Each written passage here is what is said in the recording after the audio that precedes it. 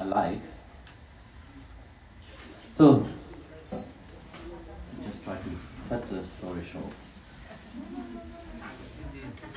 Lord Krishna, you see, you know Dwarka Krishna, you know Krishna, which have played the Leela in Vrindavan. So you know Krishna, which have given the Gita during the Mahabharata war. And this is the fourth Leela of Bhagwan, actually, which he enacted when he was still alive. For later on, actually, for this time which we are living. So Bhagwan, the story goes like, one day he was sitting and thinking of the Gopi and Shrimati Radharani. So at that moment, Rukmini came inside. And Rukmini sensed in her beloved there's something not right. You know that, Mataji, very well, from your husband's mind is somewhere else. I will not say other things, but...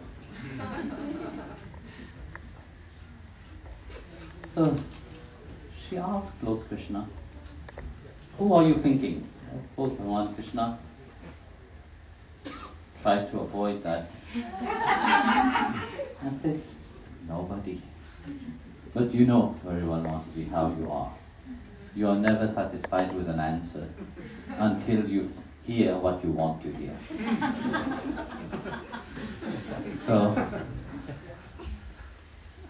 like that, Srimati Rukmini Devi also said, no, there's something else. So, of course, Lord Krishna, to enact that Leela, he have to do all this, he have to give Pundalik the darshan, he have to act that Leela. Because long before Pundalik had a great love, You see Pundalik, which is there, he had at the beginning he was very much, he loved his parents very much. Then he got married, and his wife didn't like his her in-law, and they tortured the mother and father. So the mother and father wanted to run away, so they find an excuse that we are going for pilgrimage to Kashi, which is Varanasi, very famous place. So when they hear that, they say, okay, we also will come. They try to avoid them, but what to do? So on the way, just to cut it short, on the way they made the parents serve them, and they would not even feed them, they would not even look after them. So finally they arrived in an ashram for Kukut Rishi. So when they arrived in the ashram of Kukut Rishi,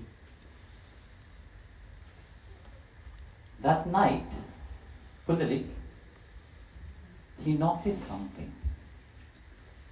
He noticed 3 ladies dressed in rag, very dirty, cleaning the whole ashram.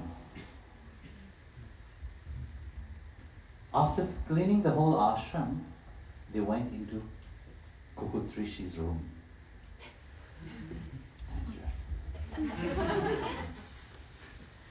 So, went into Kukut Rishi's room. Okay. 3 ladies go into Maharaj's room, not nice. But this is the mind, This is how you are already thinking. And one moment later, 3 beautiful ladies came out from the room, dressed in a very royal way, shining and happy. They disappeared, they went away. First night, he was shocked. Second night, the same thing. And on the 3rd night, he took courage, said, now I will wait for these ladies and I will ask them So again, he saw them cleaning, again went inside, and then 3 beautiful ladies come out. And as they came out, he jumped. Please, I have been looking at you, and you went inside the room of Kugut Rishi and come out again. That Rishi who don't even know where Kashi is. Who are you? So the first one introduced herself as Ganga. Second one as Yamuna. Third one as Saraswati. So this is the 3 main holy river, Ganga, Yamuna and Saraswati in India. So when the people go and take bath in the river, the Devi, they take all the sins, all the negativity upon them. But how would they get rid of it? They come and serve the saints. They come and serve the Rishi.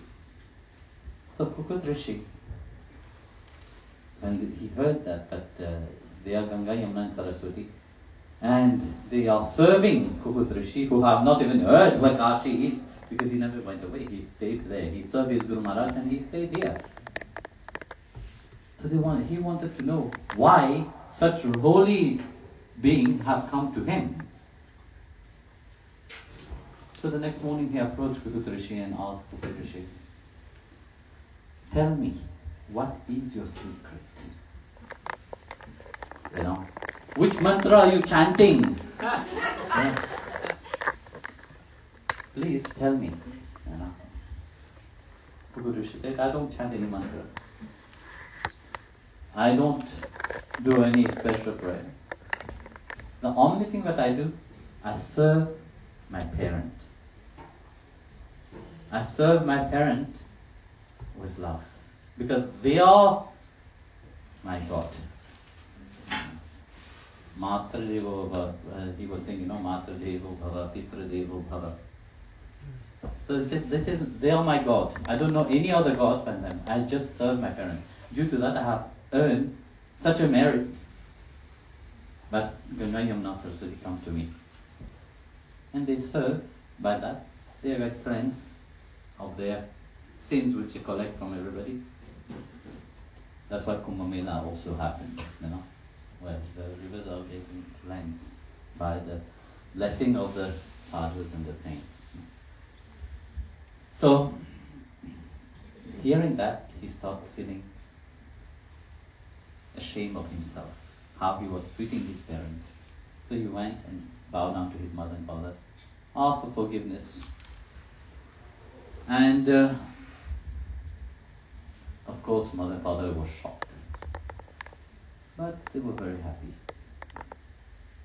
At least a change happened. Him and his wife started serving. So the service was so intense. Pundalik changed completely. His service was so intense. But Bhagavan Krishna in Dwarka wished to give him darshan. But he didn't do anything. He didn't chant any mantra. Matre Devo Bhava, Pitra Devo Bhava. Only. Serving to his mother and father, that was his everything. So Bhagavan wanted to give him darshan. Imagine. But Bhagavan himself, we all go to him to have his darshan. He wants to have the darshan of his bhakta. That's why it said bhakta, such devotee. It's quite rare. That's why whenever these kind of devotee come, Bhagavan come and enact his leela with them. Such devotee, it's very rare, but they come as a reminder. So Bhagavan himself wanted to give darshan to Pundalik. So he find an excuse. This is a whole excuse. He started thinking about the gopi. And when Rukmini asked, he said it. I'm thinking of the gopi. In my childhood in Vrindavan, I'm thinking of Srimati Radharani and so on. And of course she became very angry. How dare you think of any other woman but me? So Rukmini is Mahalakshmi. And Bhagavan is Narayana. No? So she left. She went to the forest, far away. And of course, Lord Krishna was in Dwarka. Dwarka became very quiet and really stopped losing its shine because Mahalakshmi is gone. So the shine of it also disappeared with her. So Lord Krishna said, okay, that is an opportunity. I will go to see, to look where Rukmini is. So he went to Himalaya to see Lord Shiva first. He said, I don't want to face her alone. I will take my best friend with me. That is Lord Shiva. So he went to Lord Shiva, and Lord Shiva said, well, you see, this is between you two. Between husband and wife, I don't get involved. And although she's like my sister, I don't get involved into that kind of drama. But I will accompany you because you are my dear friend. I will come. I will be sitting in your head. Mastakalinga, that's very important. Mastakalinga. Swarupalinga. Because the one with her on the head is a shivling. And Lord Shiva is seated there. So he went. Now, of course, arrived in Dindilvan, and there Mahalakshmi was there. Of course, it was not easy. After many years, trying to convince her to come back and all so on. I need to go into detail about it. By the time Kali was already nearby, Kali was already influencing everybody. So, of course, the one also had to went through that. With Kali, of course, doesn't have any effect upon. So, after Rukmini have accepted to come back to Dwarka, Lord Krishna said, by the way, I have somebody very dear which I have some long time calling, I want to have his darshan. So Rukminiji said, you are the Lord of the universe and you want to have darshan of a bhakta. Must be very important personality, So they went, and as they arrived at the hut of Pundalik, Lord Krishna called for Pundalik, and Pundalik heard Lord Krishna. But at that time, Pundalik was pressing the feet of the mother and father, was serving his mother and father. So he said, nearby there was a brick. He threw the brick outside and said, stand on the brick, I will come. So after he finished, he came and bowed down in front of Vitthal. And Bhagavan was standing with his hand on his hip, waiting for Pundalik. So when he was standing there waiting for Pundalik, when Pundalik looked at him, Bhagavan said, I knew it was you, but I was serving my parents.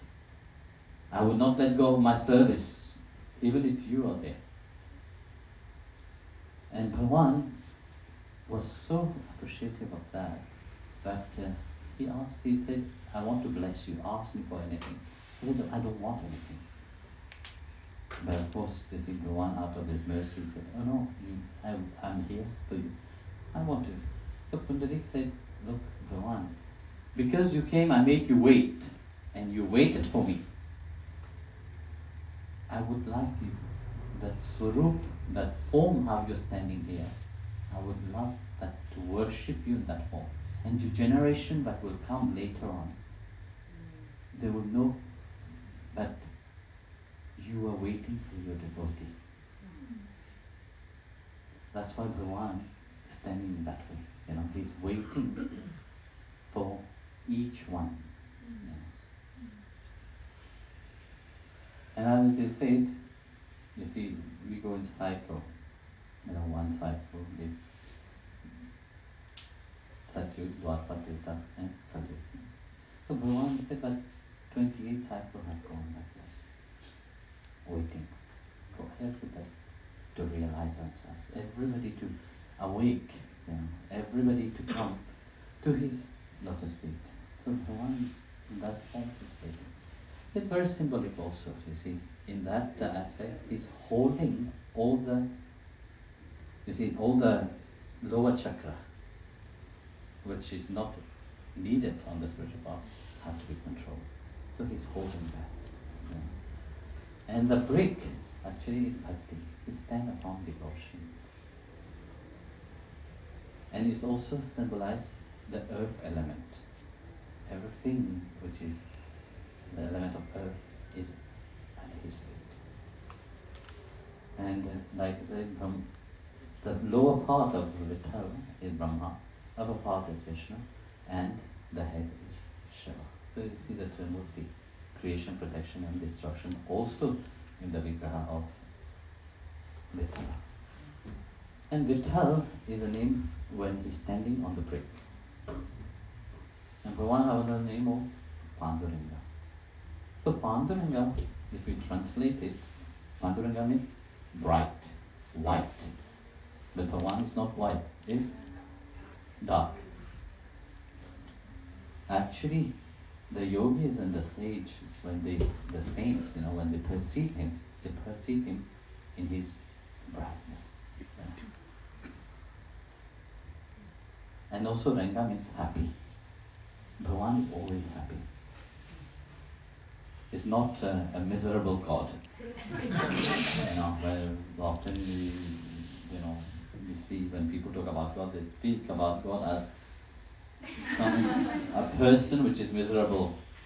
Which is, even if you want to approach that personality to ask for, please give us love, but that person themselves needs love. What love would you get from it? Difficult. Bhagavan is a happy person. It reminds us we have to be happy in life. But not all kind of happiness. Our happiness have to be a happiness which is not keep changing all the time. That is still misery. One day you are happy, next day you are not happy. One moment you are happy, the next moment you are sad. This is the nature of the mind. Happiness which is not, even if you call it happiness, you are not really happy. That happiness which he gave is blissful. And he wants everybody to have a taste of that amrit. To have a taste of that bliss. Once you have had the taste of that bliss, that's what you can't go back again. So Bhagavan is that Chidananda, that eternal blissful form, which he wants everybody to be. And also the fish, I told you the story earlier, that also symbolizes the water element.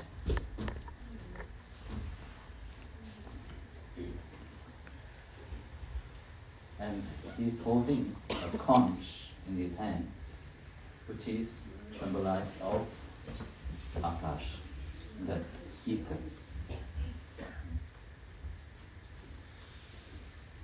So, please come, put some pressure. You can bow down on the Charan Parita here, the print of the footprint here, or put your head on.